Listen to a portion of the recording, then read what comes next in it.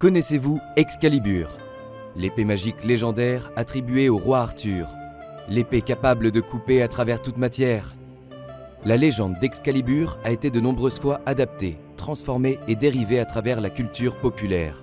Mais parlons d'abord de ses origines.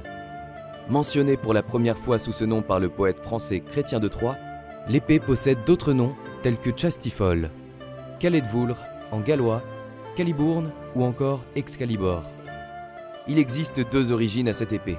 Soit elle est libérée d'un rocher par Arthur, alors très jeune pendant que le trône de Bretagne était vide, c'est la version contée par Robert de Boron, soit Arthur la reçoit de la mythique Dame du Lac.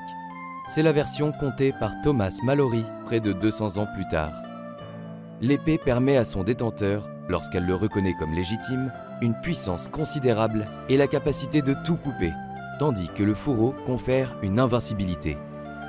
Nombreuses sont les œuvres populaires faisant référence à Excalibur.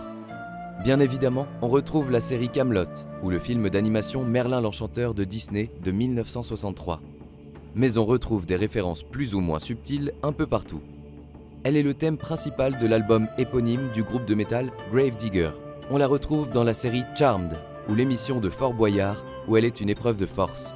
C'est aussi l'épée de Shura, chevalier d'or Capricorne de Saint Seiya, où elle est l'insupportable personnage du manga Soul Eater. Et dans le jeu vidéo, on la retrouve dans The Legend of Zelda, Fire Emblem, Castlevania, Soul Calibur, Final Fantasy. Bref, Excalibur est une des épées magiques les plus populaires.